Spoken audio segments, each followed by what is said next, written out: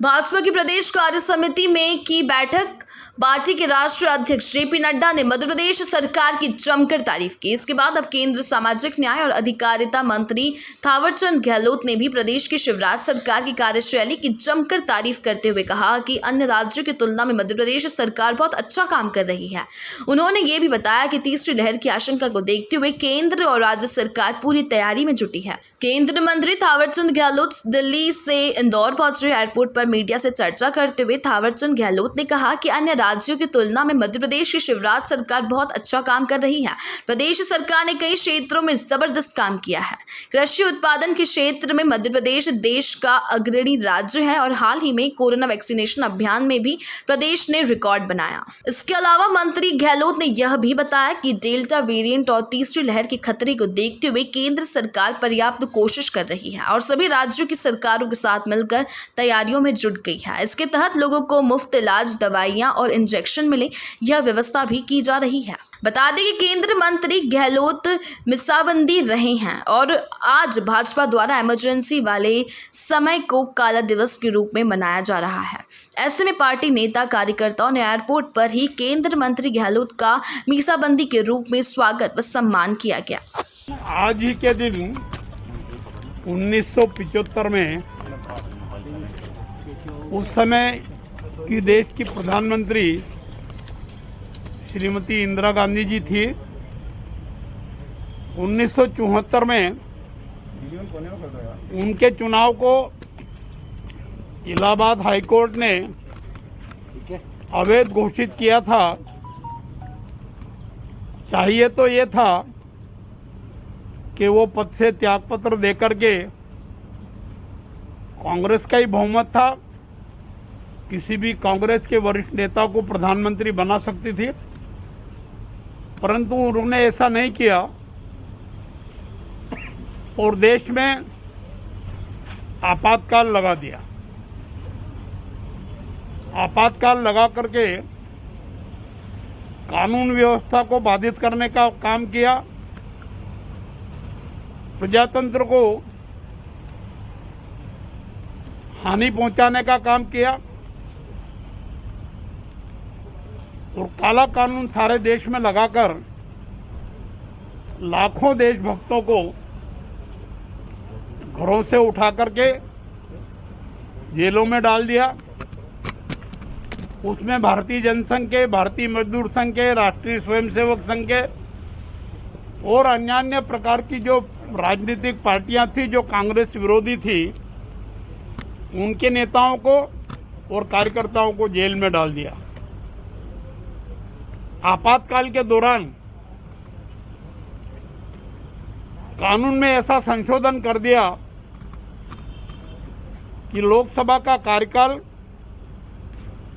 जो अभी 5 वर्ष है और पहले भी 5 वर्ष था, उसको बढ़ा करके 6 साल कर दिया, केवल इसलिए कि उनके 5 साल पूरे होने आए थे और कहीं लोकसभा भंग न हो, इसलिए उसका कार्यकाल 6 साल कर दिया। इससे आगे बढ़ करके इलाहाबाद हाईकोर्ट ने जो उनके चुनाव को अवैध घोषित किया था, उसको वैध करने की दृष्टि से कानून में एक संशोधन कर दिया कि देश के प्रधानमंत्री, राष्ट्रपति, उपराष्ट्रपति और लोकसभा के अध्यक्ष के खिलाफ किसी भी न्यायालय में किसी प्रकार से कोई भी केस नहीं चलाया जाएगा।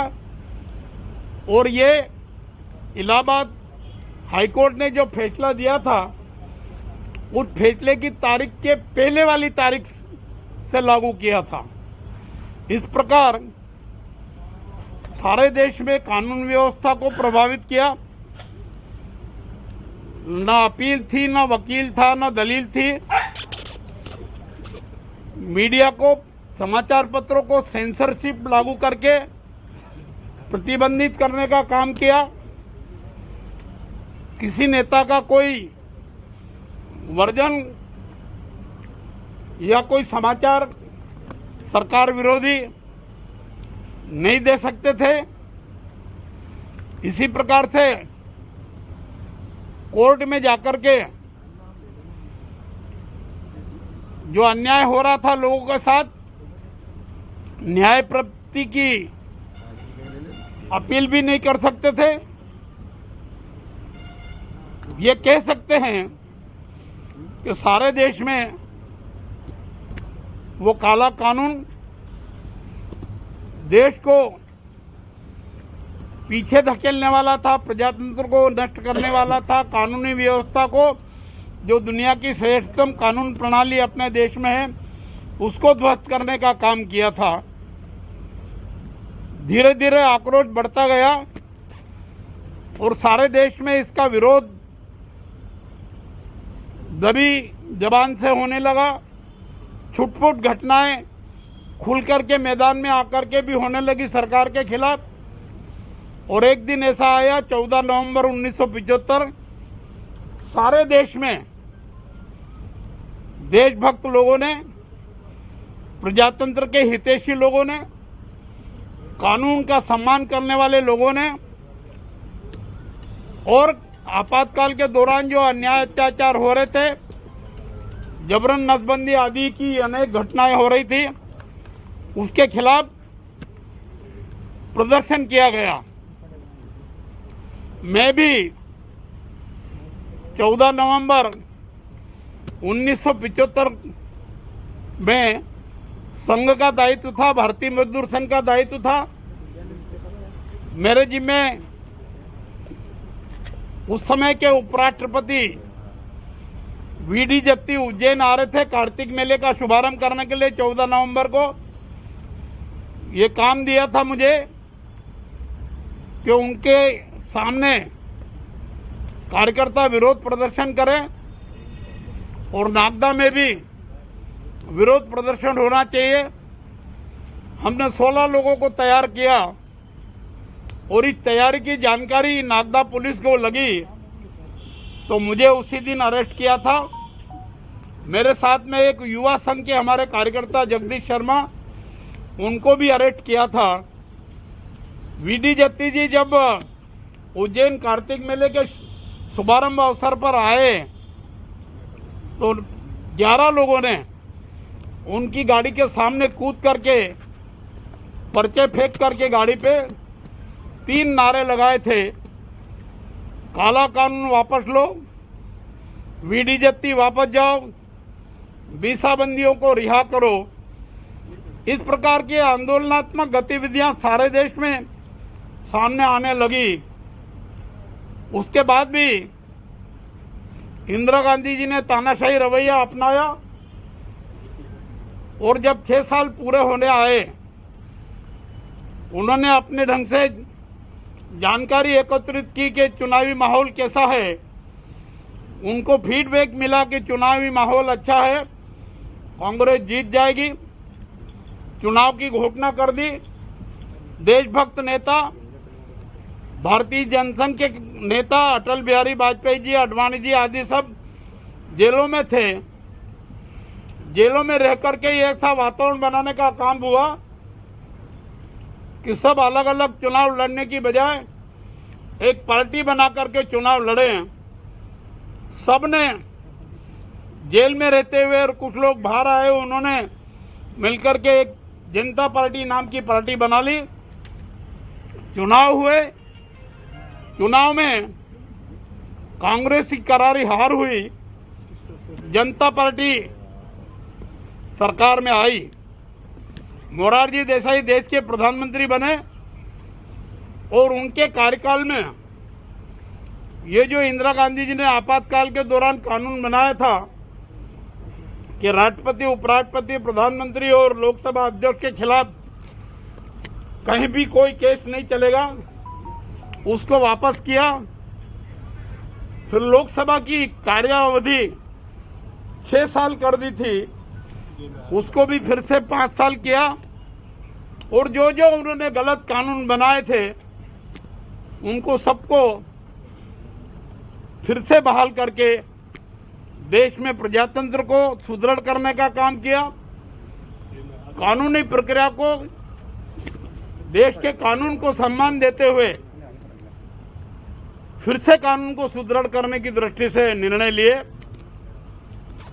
आज का ये दिन 1975 में काले दिन के रूप में जाना जाता है। युवा पीढ़ी को जो मैंने जानकारी दी है, इसकी जानकारी होना चाहिए।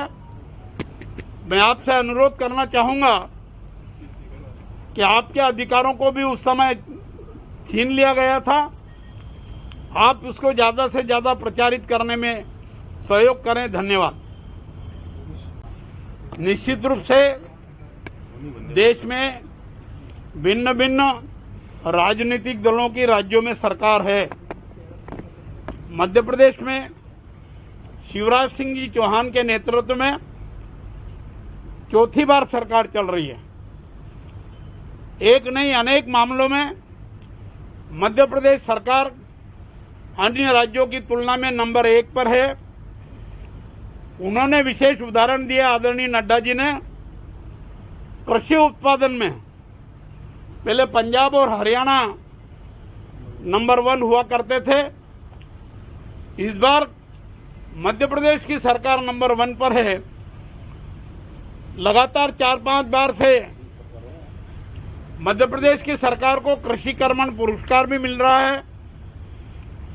एक नहीं अनेक क्षेत्रों में मध्य प्रदेश की सरकार ने बहुत अच्छा काम किया है, नंबर 1 काम किया है। अभी आप टीका महाकरण के अभियान को ही देख लें, जो 21 जून को सारे देश के सभी राज्यों में संपन्न हुआ।